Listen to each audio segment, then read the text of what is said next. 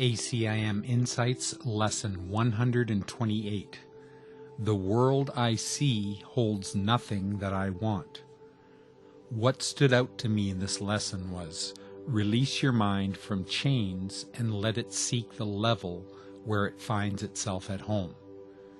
When I practiced this, I found an inner place of peace, of comfort. I found clarity in my life from this inner place. This inner place of peace and light comes from my true self. It is this self that needs to be in full charge of every part of my life, of every thought. It is this self that needs to guide everything I do. For this to happen, I need to practice following, not deciding anything on my own. I need to remember again and again that I do not know what anything means. This presence of peace and love is always there, waiting for my mind to open and accept its guidance. As I practice opening again and again, I see that it is always there, with simplicity and ease. I do not need to worry about anything in the future. I just need to be open to love's presence, and the perfect circumstances will unfold that help the awakening of the sonship with gentleness and ease. I need be concerned with only one thing, and that is having an open mind to the one self. All flows from that. In paragraph 7, we are told how helpful it is each time we practice opening our minds to Him. And when your eyes are opened afterwards, you will not value anything you see as much as when you looked at it before. Your whole perspective on the world will shift by just a little every time you let your mind escape its chains. This gives us such hope. Every time we practice, we are opening the doors to truth a little more. We have the means right inside our minds to set us free as we are willing. The world holds nothing that I want. Awakening to reality is the only goal. Following my inner guide each moment with an open mind is how this is accomplished in my life. This is the only thing that means anything. As I continue to do this, this tiny stream of peace gradually opens to a mighty river of peace that carries me with ease to everything I really want. The less value I place on the things of this world, the more peace I feel.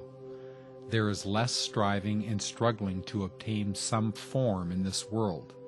I don't dissipate energy by protecting and defending forms in this world. It is easier and easier to pass them by.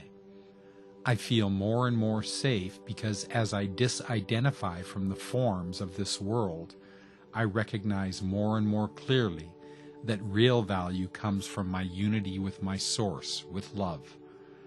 This value cannot be threatened because it is unalterable, changeless, and eternal.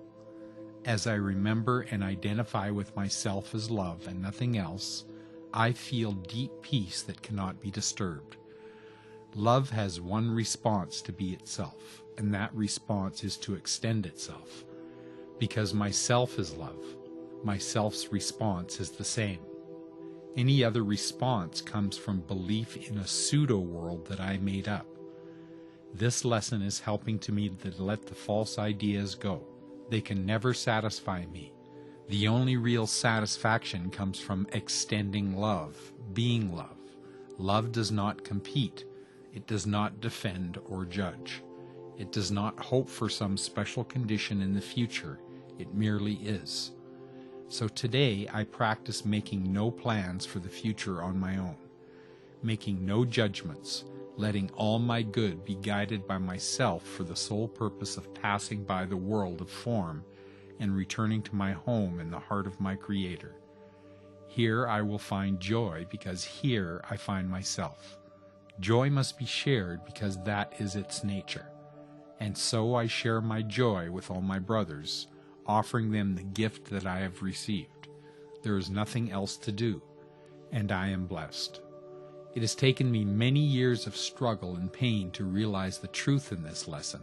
It is because I am so chained to this world that the constant practice of these lessons is so important. I attend a weekly course study group on Monday nights, and last Monday when I left the group I felt uplifted, almost light on my feet.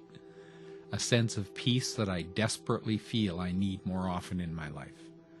I was able to sustain that feeling through the night, and I woke up feeling very alive and loving. When I was driving home after work, I realized I had lost the feeling. My day had gone well, nothing bad had happened, but somehow, sometime during the day, I had lost that feeling of peace and serenity. I don't know where I had been, but it was with a dreadful sigh that I realized I was back in this world. It's these experiences, though, that strengthen me, that give me hope for a world that my heart yearns for. I love the poetry of these lessons. They uplift me, even if it's just for a moment, and show me what it's like to be in this world, but not of it.